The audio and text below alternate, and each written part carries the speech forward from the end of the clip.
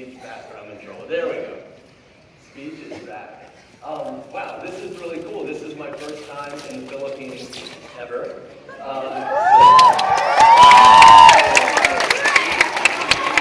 So this is really special for me, actually. I arrived 2 days ago. I went through Intramuros, and this is the first time I've actually met a lot of fans. So thank you so much. I'm very honored that you came out today to say hello. Somebody said hi. Hey. So I wanted to tell you a little bit about my career, how I became a cartoonist, how I became the author of Diary of a Wimpy Kid, because I think it's kind of an interesting story.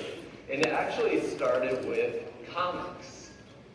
So I wanted to be a cartoonist. I never really set out to become a children's author. I really loved cartoons. And when I was a kid, my father had all sorts of Donald Duck and Uncle Scrooge comic books. Are you guys familiar with Donald Duck here? Yes. Okay, good. I'm on solid ground there. How about Calvin and Hobbes? Was that ever popular? Yes. Okay, you guys know Calvin and Hobbes? How about Big Nate? Yes. Okay, very cool. So these are some comics that had an influence over me as a kid. And when I went to college, I studied criminal justice and computer science, but I really wanted to be a cartoonist. So I created my own cartoon character called Igdoof. Right? Here is Igdoof, this strange-looking character. And I worked on him for about 2 years, and then finally, I graduated from college, and I started trying to get syndicated. And being syndicated means trying to get published in lots of different newspapers. So here's my Igdoof character. You can see he's got big eyes, he's got big nose, he's got big lips, he's kind of short, he's got big ears, and he's got something in common with Greg Heffley, which we will get back to a little bit later on. So I sent out my submission packets, and I got rejected. Like, I would spend 4 months creating a submission packet like this.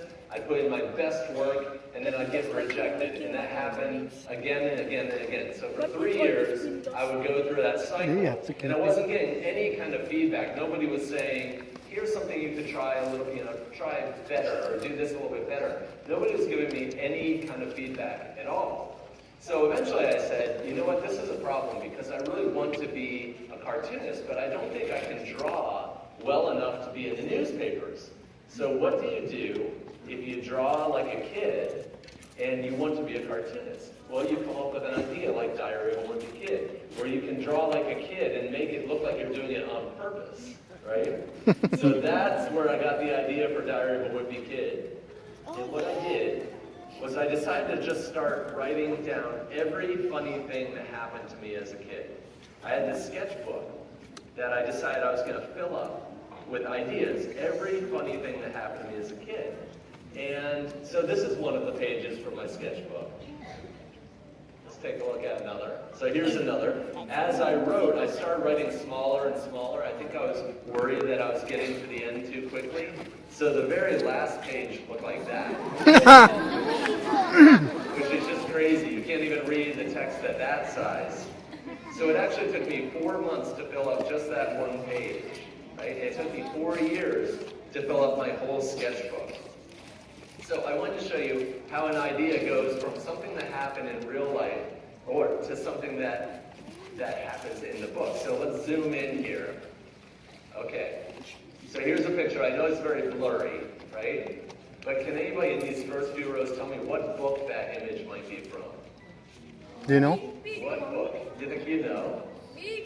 Oh, somebody said me. Okay, the me guy. Yes? Roger Gruhl's very good. I'm impressed.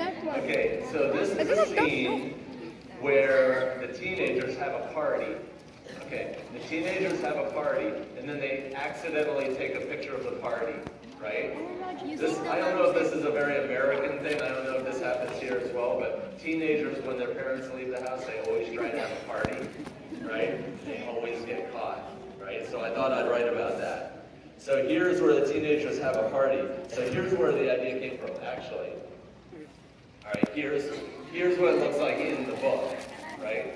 So where that idea came from is I had a girlfriend in high school, and her mother took a picture of herself by reaching for a a camera that was on a shelf, and she accidentally took a picture of herself.